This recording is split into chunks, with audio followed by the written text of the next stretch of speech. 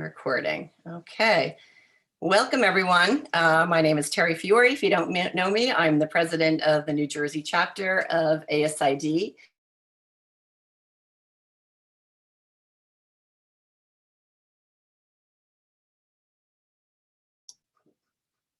I was muted for a second. I'm not sure how that happened. Don't let anyone in until I'm done.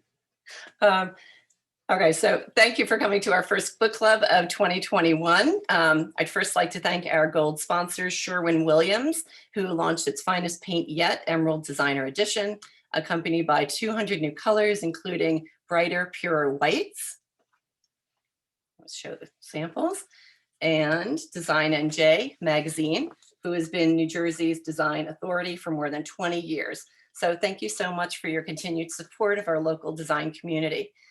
So today we are delighted to have the co-founder of Waterworks, Barbara Sallick, with us today to discuss her newest book, The Perfect Kitchen, and to talk about the business of kitchen and bath design. Barbara is the co-founder of Waterworks and the company's senior VP of design. As a Waterworks spokesperson, she presents design and product lectures across the US and internationally. She's written several books, including her most recent, The Perfect Kitchen, The Perfect Bath, and Waterworks Inventing Bath Style. And our moderator today is Jill Cohen.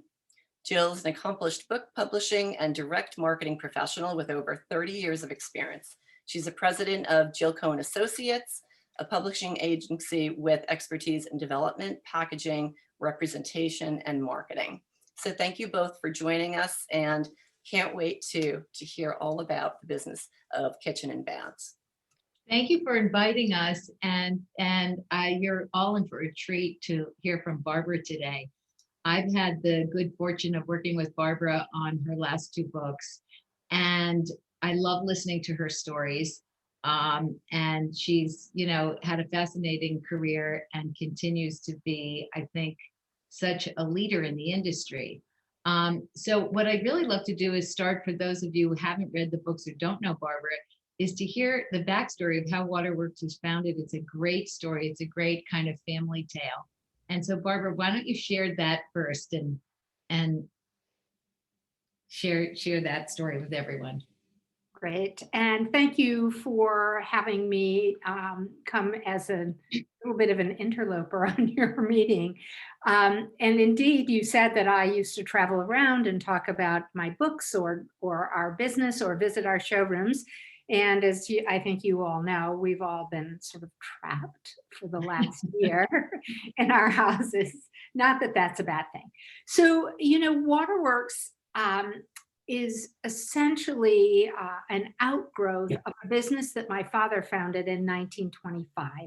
So he had a plumbing supply company that was mostly involved with large factories that were growing up in Danbury, which is where he founded his business.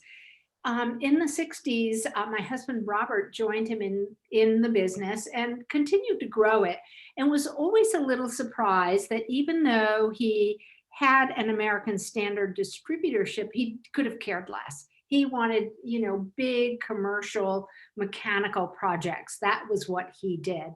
So Robert got a little bit interested in that. And it was quite a long time after that. We had been to Europe, and, you go a little bit of on a busman's holiday and you visit showrooms in Europe, and you're like, oh, what the heck is this?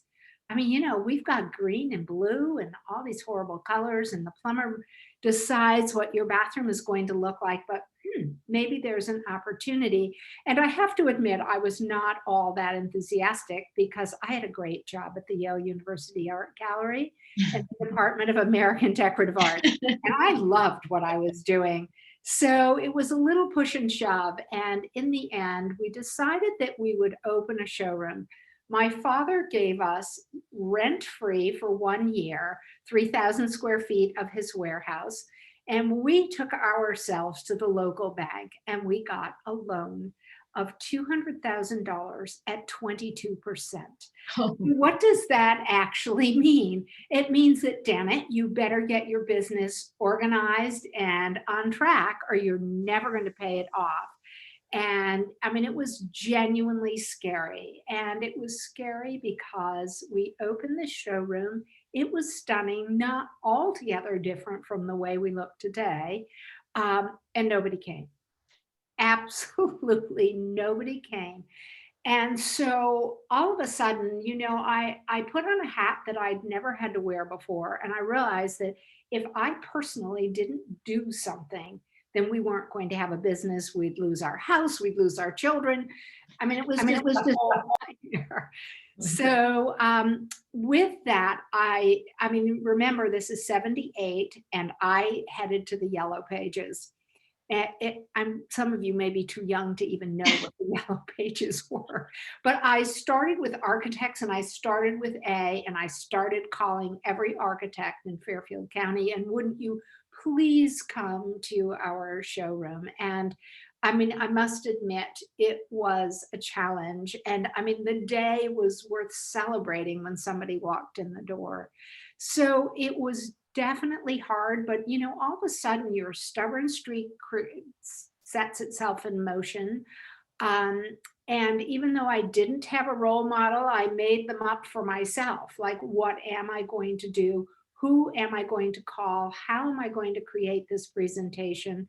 And what can we do personally to bring people in? So, to say the very least, it was 3 years before I took my first salary, and it was $58 every other week.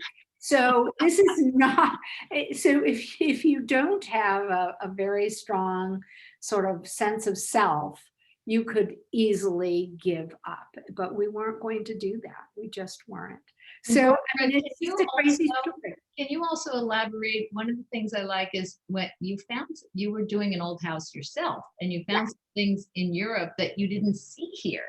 So you were offering something different. Can you talk a little bit about what was in that showroom?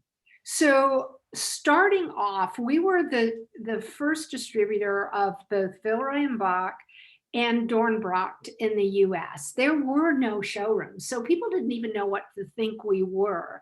Mm-hmm. But I was the bookkeeper, which I'm not, and I was the inventory manager, which I'm also not. And I would whine, like, I can't get the inventory right. If I have a blue sink, then I don't have a blue toilet, and I don't have a blue tub. And honestly, my husband came to me one day, and this is probably the best thing he has done in all the years. He said, I'm going to do two things. I'm going to stop the whining, and I'm going to save our marriage. And I am going to give all of our colored inventory to Habitat, and we're going to sell only white. At that very same time, we had been poking around England, and we found some beautiful Edwardian faucets. And we also managed, like Nancy Drew herself, to find a factory where they were still making similar things. And we put an ad in Interior Design magazine, and our business literally flipped overnight. And we realized that people really wanted white. They definitely were interested in beautiful traditional fittings, and it just changed the way our business worked. So the lesson here is, really keep your eyes and your ears peeled, and be really in tune to what people actually respond to. I think that would be my lesson learned. It's a fabulous story, and it's great information, because so adaptable to everyone in the interior design business, what it really takes. So Barbara, we've done 2 books, and the first book we started working on when it was The Perfect Bath. You talked a lot about your inspiration, including places you saw abroad. It kind of coordinates with this story now.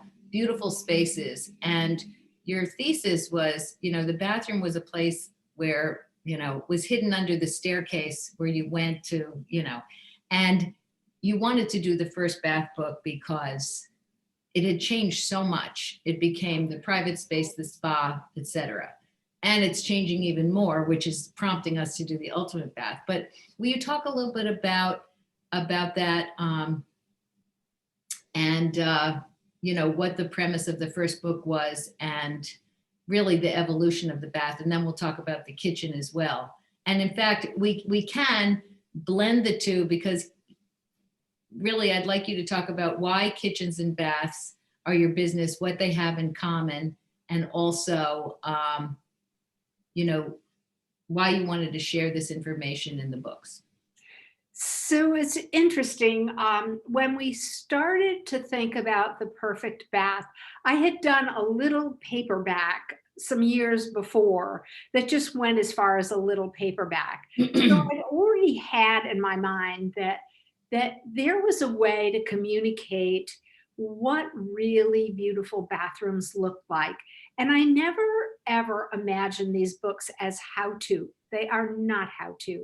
What I have always called them is informed inspiration.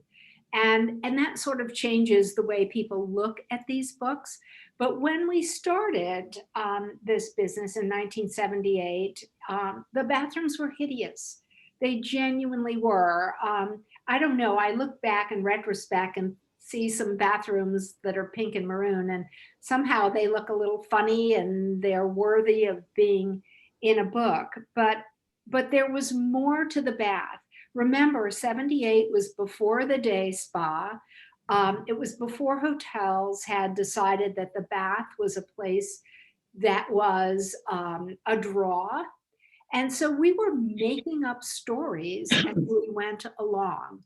And so I felt there that we had gotten to a place where we had quite enough information that people would really be interested in what a beautiful bath looked like, or our view of what a beautiful bath looked like.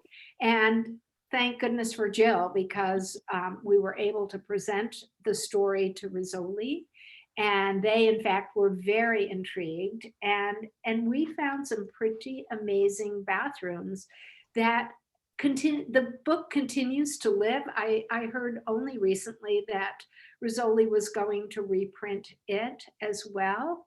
And then the same thing happened for the kitchen. We had kitchen fittings from day one. So we had faucets, we'd always had surfaces, we'd always had kitchen sinks. But what we had missing was the cabinetry. And once we put the cabinetry into the picture, then it was time to talk about the perfect kitchen as well. And you can see on the screen that, in fact, there's some pretty amazing kitchens in this book. Most particularly, the one on the left is a Roman and Williams kitchen, all copper. So one can only imagine the maintenance there, but it looks pretty special in this image. One of the things I think is so interesting is when we did the bath book, we had so many things to talk about in terms of hanging art in the bath, or, bath decor, or tubs or showers or whatever, but it was still limited because you know what you're doing in that room.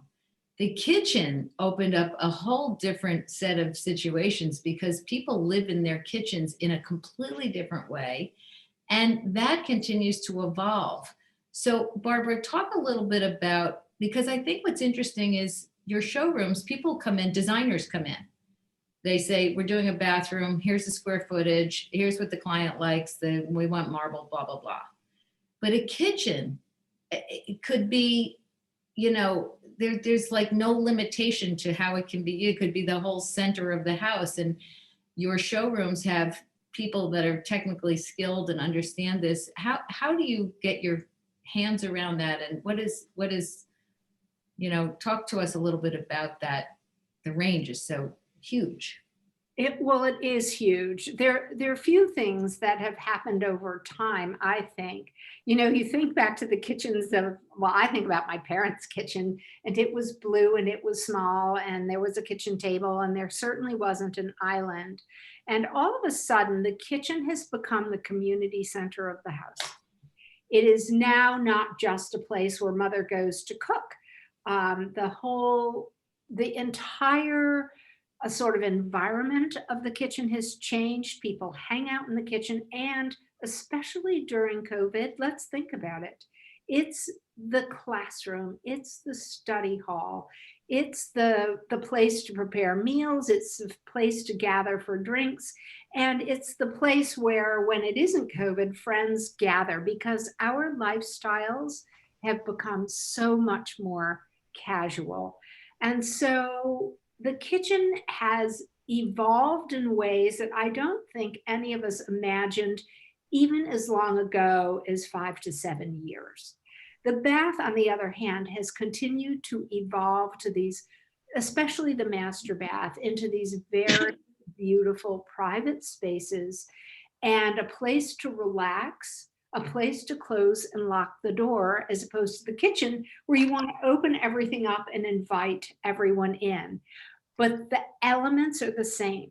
Every single thing gets attached to the wall or to the floor. And so making choices, hiring experts, whether it's an experienced designer, a trusted contractor, is just so essential, because changing things is simply not possible. So a thought process and encouraging your clients to develop their Pinterest boards and tear things out of magazines is so important, because one shot and you're done. I mean, honestly, I will just share with you that I did a kitchen before we moved into this house, and somebody insisted that I put mesh doors into 2 cabinets, and I didn't think much about it, because the first 2 years we lived here, I traveled all the time. I was barely in the house and really didn't have time to think about it. Last March 3rd, I came home and never left. And all of a sudden, there were a ton of things I didn't like. And the mesh doors were part of that program. And recently, I just bit the bullet, paid the money, and had new doors made. And it just feels so much calmer and quieter. So if you don't want to sort of end up having to spend a lot of extra money for no good reason, because you just let somebody drag you along, is actually a really bad idea. Barbara, along those lines, you're talking to people in the interior design world that have clients, and right now everyone is focused on how to accommodate work from home, classroom, and all the needs in a kitchen. At the same time, we do hope there's a day when COVID's behind us and you may want to sell your house and have a marketable kitchen that somebody says, oh my God, you built this into a classroom, show how, whatever. How do you advise designers to find that balance of having, this biggest expense in the house potentially, which is a kitchen, that works for now and the potential future and isn't, off base? Right. Well, clearly kids are going to go back to school. I don't know that everybody is going to race back into their offices. I don't know if it will continue to be a workspace. The most important thing is to really think about how your family wants to live. You can't just drop a kitchen into an existing space and say, oh, this is going to work. Do you like to cook? Do you love to gather?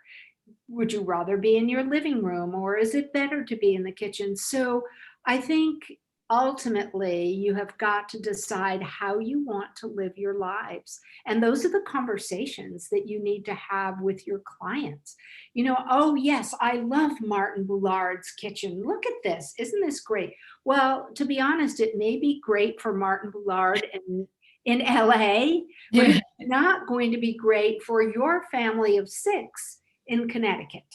Right. So how you have these conversations and how you process and listen to the information that's being delivered is really what's going to help you create a space that your client is going to tell all their friends that you have designed the very best space that you could ever have imagined. Speaking of that, I was going to ask you, do you see a regionality, because you have showrooms everywhere, of course, and big one in LA, and you're on the East Coast here. Are there big differences and trends between different regions in kitchen and bath, or not? I would like to say what you see in LA is not what you see in Connecticut, but the fact of the matter is, I think the thing that you see the most are places that are beautiful, especially beautiful. The mountains, the beach, a lake. And then what you always see, whether it's out west or in the east, is this need for large windows. But if you're living somewhere else, the window isn't the most important thing. Maybe storage is the most important thing. But I don't necessarily see differences. And I could probably pull out every kitchen we've sold, and there'd be an equal balance between what you see in LA and what you see here on the East Coast. It's shocking. You would think there'd be great differences. In bathrooms, there's more of a difference than there is in the kitchen. And most particularly because the bathrooms are always, it's like a lemming heading toward the window. How big can the windows be on the West Coast in the sunshine and the lovely warmth? Whereas here you want to be able to create spaces that are a little more confined and a little warmer. I'd really like to ask you some questions about the bathroom, especially because we're in New Jersey. Barbara and I both just experienced trying to sell old houses in Connecticut and New York. And of course, everybody that walked in, to mine at least, was like, wait, I need a bigger bathroom and an attached dressing room. And this whole trend when you have a 1901 house that doesn't exist. So,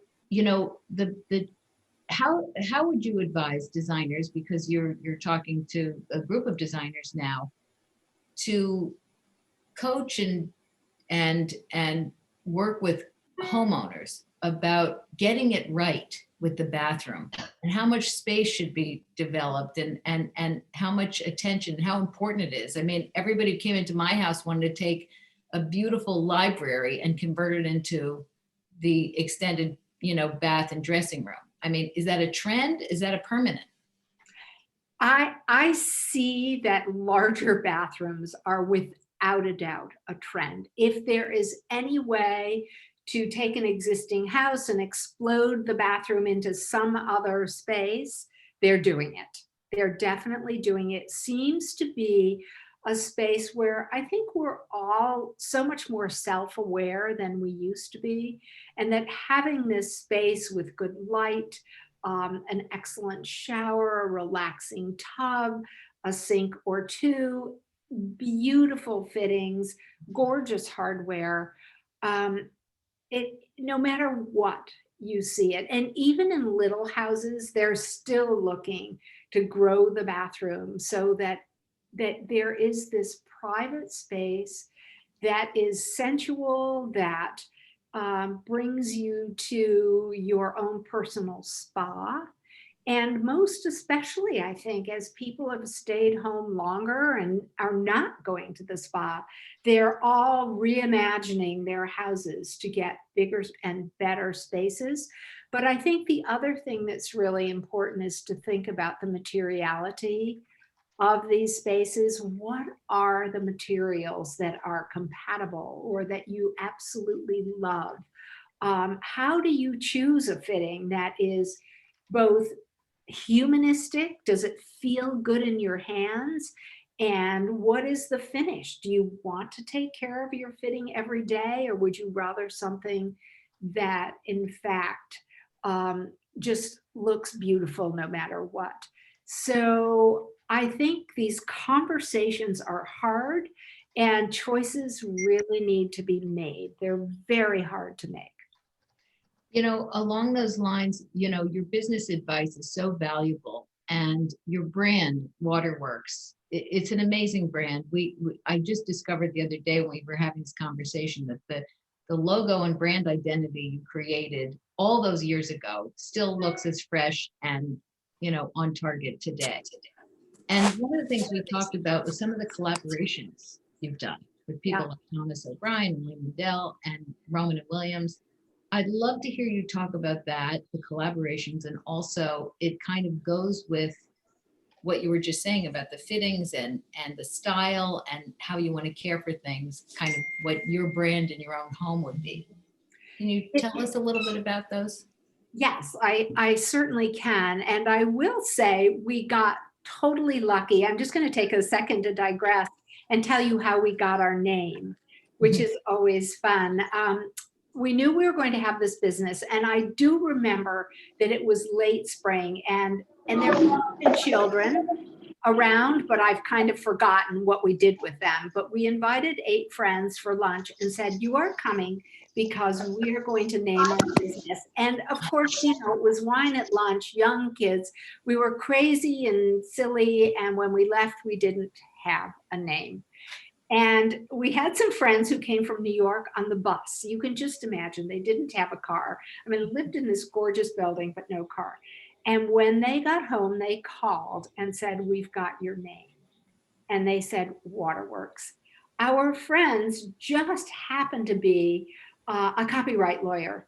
So chop chop, we signed up our name, and we hired somebody out of Westport with our 3 pennies that we had left.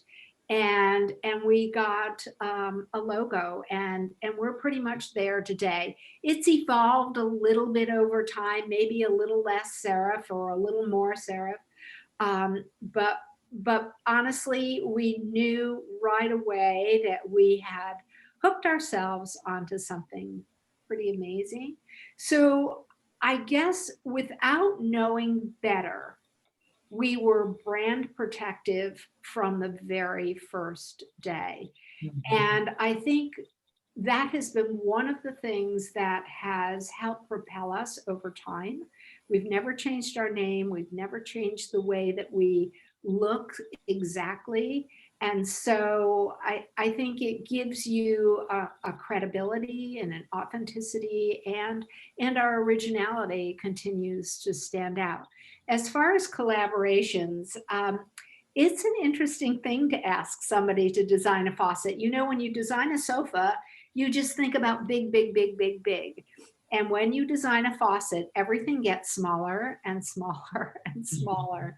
And people are used to designing chairs and sofas and maybe even vases. We have something that needs to work. So not only is it form, it's also function. So we've had some interesting collaborations that have sort of led to good things. Thomas O'Brien, 20 years ago, we asked if he'd design a faucet, and he designed Arrow. It did not come easily by any stretch. We would go to his office, and there would be a million sketches and probably 500 things out on his table. And we'd go, well, what is this? And we'd argue and argue, and we'd leave, and we'd come back. And one day we got there, and there was exactly one thing on the table, and it was a 19th century telescope. And he announced very proudly that he was going to design a faucet that was inspired by the telescope, and we were not going to talk about it anymore. And here we are 20 years later, and it continues to sell. And we went back to Thomas because he had another idea, and he designed something much more sort of flowery and fancy. And it's still evolving because it's new. We chose Roman and Williams before their quote unquote brand exploded. And they had a very specific thing that they were inspired by, and that was Leica cameras and microscopes and industrial design. And we got them. We got the things that inspire them. And Shelton Mandel talks about being humanistic and reductive. And that's precisely the modernism that we got from them as well. We had one experience with Jill Plattner. We thought we'd take a different tact, and we'd head over to jewelry because we thought, gee, that would be a good diversion. Unfortunately, Jill knows a lot about sculpture, and she knows a lot about jewelry, but teaching her how to design a faucet is really an interesting experience. She's lovely and good-natured. And in the end, we ended up with what we asked for, which was something organic that was nature inspired. And it took a while, but we managed. But these collaborations are really fun. And the very last one was with the Gasho Studio. And we knew them a little bit because we'd worked with them on the Shinola Hotel in Detroit. And so again, we already had a lovely relationship with them. So trying to figure out how to get to the right level of modern wasn't quite as hard as some other things. But we love the collaborations because they bring something to the table that Peter and Paul Iggy and I don't. Their experiences are different, their inspirations are different. So speaking about commercial or hospitality versus homeowner. Mhm. So some designers are working with hotels or hospitality and homeowners. Can you talk a little bit about, I know you have clients in both areas. What is the, how does the perspective change in terms of their needs and how you, and decisions you make for them? So the interesting thing I am going to tell you about commercial is that very often it's price. I hate to say that out loud. I wish I could say it's all about the most divine design that you can put on the table, but they are often guided by price. And we have designed our studio line to accommodate not just the 5th and 6th and 7th bathroom in the house. So this is where the crossover comes, but also so that the commercial part of our business is well supported. I don't know how many commercial projects we've done where we're the fittings of record for Four Seasons and the Ace and the Bowery and the Shinola Hotel and Montage out in LA. So, and Soho House. So we have a very long roster of both, but the businesses are different and we have very different people in both. Our residential business runs with a different set of parameters than the commercial business. And very often we are forced to make some amendments to our fittings to suit a commercial project, but we have not ever really designed a faucet just for a commercial. Because in order to make it work, you need to sell hundreds upon hundreds upon hundreds. And you can't just do it for one hotel, although we've been asked. Right. For example, the Shinola Hotel is a good example. They wanted our Ludlow faucet and they wanted to redesign it, and we couldn't do that. In the end, we changed the escutcheon from a square to a circle, and that seemed to satisfy them. And we actually did 2 finishes, a combination of finishes, and that made them very happy. Wow. So Yeah. interesting. I think you have such great advice. I think a big question designers are always interested in hearing is about your brand identity and your point of view, because clients are often asking the designer, I don't know, which one should I choose? What do you think is best? That kind of thing. And I think, one of the things I loved about working with you, Barbara, is that you have very specific taste and you could look at 100 pictures and say, this is the one I want in the book and I like this better. And you had, so what can you advise designers about expressing their taste and their opinions to homeowners, and where you draw the line of, that crossover of putting your own opinions in there and that of the client? I'm listening to this collaboration with the, trying to find this, common spot where your client accepts the compromise.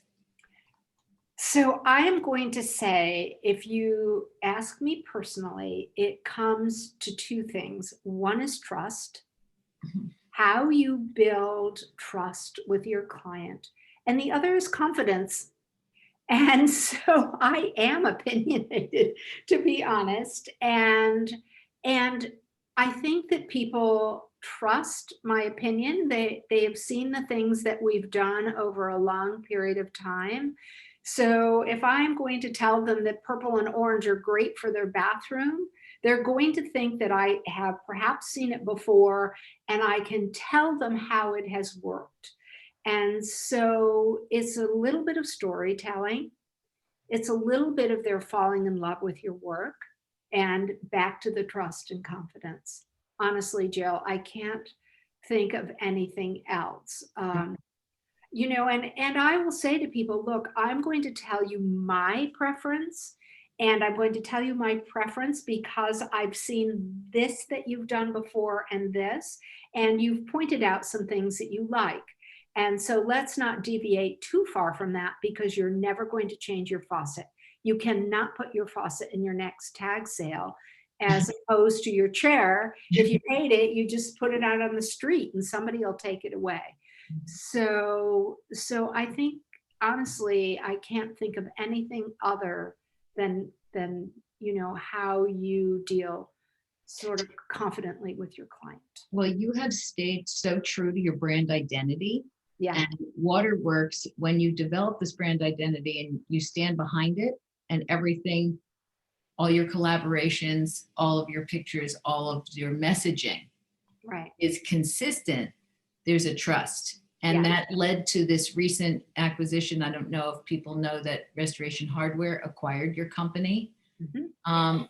Will you tell everybody a little bit about that and how it hasn't changed anything? I mean, I'm happy to tell you that we have a parent, but a very neglectful parent, happily, because they don't want, they have their own thing that they're doing, as you well know, and they don't have time for us, and we are over the moon about that. I will say they're into our finances, as they need to be. They're a public company.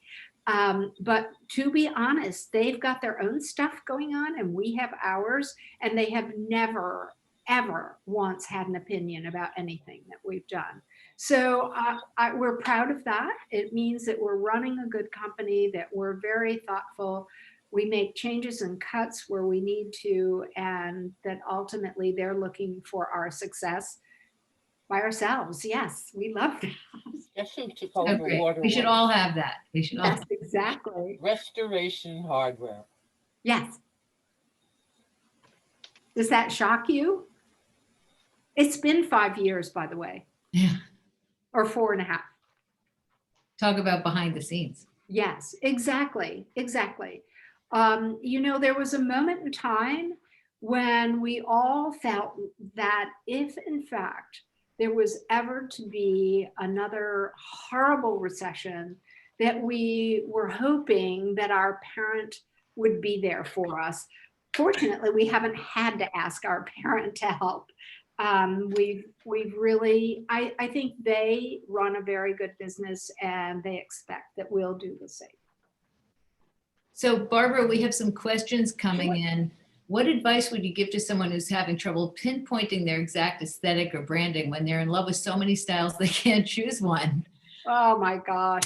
So that is the moment in which I pipe up, in which I say, here is the reason that I think this is right for your house. And let me say, I'm talking about Henry, for example.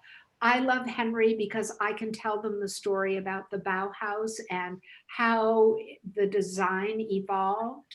I will tell them about a finish that I might particularly love because A, it's easy to take care of based on where they live and who's going to use the space. So the fact of the matter is, ultimately, you are going to have an opinion about what looks best in the house.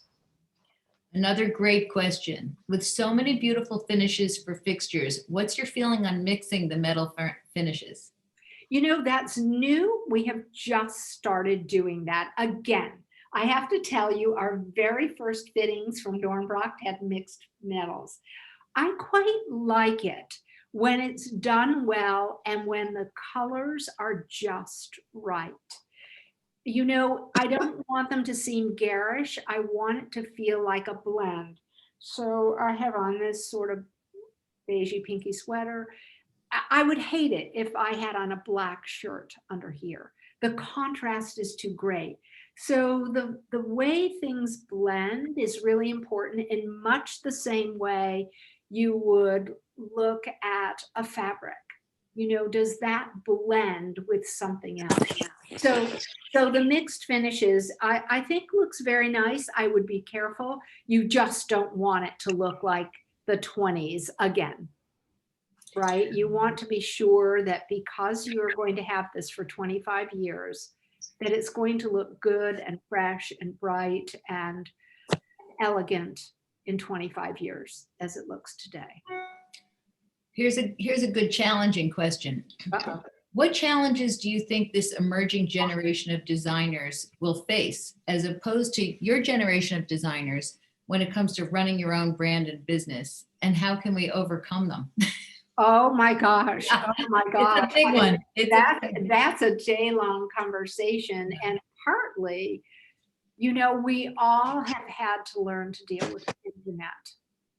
And the internet has, without a doubt, changed the way in which we all do business, right? I think that one of the things that you all need to do is have a really stellar website so that people can go to your website, they can see your work, they understand who you are. So having a good bio in the front is really, really important.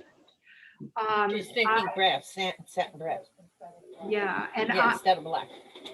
And I would also say that in order to promote yourself and make sure that people understand your style, I mean, if you don't do a McAlpin kitchen like the one that's on the screen now, I mean, don't put that on your website. You need to create Instagram accounts. You need to create Pinterest boards. And you need to be able to tell people what you do and how you do it.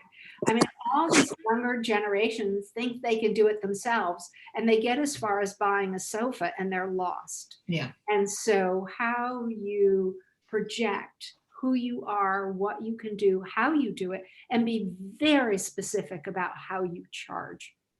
And I would test the waters as well. Do you charge like the person, down the street? You want to be competitive as well. And you need to show what you've done in the past so that people can understand how you all are going to work together. And you need to be very explicit about that. We have a question about typical lead times from when the drawings are submitted to install. Oh my gosh. I mean, it depends on where you live.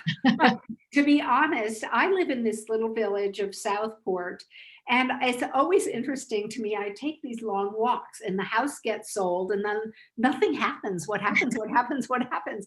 And it probably takes as much as 6 months to get all your permits because the building departments are swamped. So, it's a lot of hurry up and wait. But in the meantime, I don't necessarily think that's all bad. It gives you lots of time to thoughtfully and with great measure make your decisions and not change a thing once you get underway, because that will delay the project more. So Barbara, a few comments that came in. One was somebody saying they missed going to the showroom in the city. Somebody congratulating you on partnering with RH. And then there's another question that just came in. What are your thoughts on the larger his and her bathroom finishes as far as being warm after showering? I have a larger shower that will walk in from both sides, and we wanted to have no doors. I'm concerned it might be too cold in the room. Should I use heat lamps or radiant flooring? Absolutely radiant flooring. The heat lamps are so ugly that I really don't like them, but I will say the radiant flooring is just perfect. There was one other thing I was going to go back to, but oh well, I've forgotten. Drawings and lead times? Or missing going to the showroom in the city? Yes. What I wanted to add was that if you are a 58th Street client, the new showroom is open and it took a year. And it's open. I'd call ahead, make an appointment, and be sure that you get to see the sales consultant that you like or whom you've worked with before, or ask for a new one. It doesn't matter. But the showroom is really now fully on 3 floors, and kitchen has moved from 59th Street back into 58th Street, so that in fact you can do all of your business in one place. We've put all the bathtubs in what we call the cellar. The first floor is of course glamorous, as you would expect. And on the third floor, we have lots of workspace, and ultimately we will open our coffee bar. I think that's part of COVID, of not having that at the time, but there are work tables and you can go and bring your drawings and spend the day if it pleases you. Yes, two things. One is somebody asked if you could send that address out. Yes. And the other thing is, here's a question. How often do you incorporate universal design into your designs? And are your clients requesting this, the designers from your showrooms? Are you meaning ADA? I'm not sure what universal design is. Yes. ADA is always at request. We have got all the things you need and can help you get there, whether it's grab bars or specific kinds of showers or designs to make sure that you can drive a wheelchair into a shower. We're fully knowledgeable about the ADA compliance and can help you get there. Barrier free. Absolutely. Yes. Great questions. Thank you. Barbara, you're a wealth of knowledge. We know. Is there anything else that we're missing? Terry, do you have any? Oh, she's probably on mute. Okay, Yes. I'm unmuted. No, I think you covered so much. I loved how you continuously talk about storytelling, because it's so important. You know, and you started from the very start talking about your story, and then just it continues, and how consistent it's been. So I love it. Great. And You have one more question. Comments. This has been wonderful. Thank you. But then one last question, which is, when you've designed and then installed specific designs and you found out you ended up disliking it, how have you reacted? What have you done? What have you learned about trial and error? Oh my God. Well, the trial and error thing is actually, there should be no mistakes once something is installed, because you need to assemble samples. You really need to try everything out to make sure you're going to love it in the end. And I said this in the beginning and I will repeat it. Everything in the bathroom and kitchen is attached to the wall or floor, and there are no backsies. You need to make your decisions thoughtfully and carefully, and just think really hard. And that goes for everything from the floor to the walls to the grout color to the finishes. And so assembling that sample package is really hard. And to be honest, I think soon, if not now, with proper masks and sanitizers, I think you need to visit showrooms and make sure that you look at everything as well, understanding the balance, the proportion, and the scale. So Barbara, I hope you can see the chat, and maybe Terry, you could help us, but there's a couple of personal comments and things coming in, and thank you. So, and you may want to, some people introducing themselves, so you may want to follow up with Terry with that.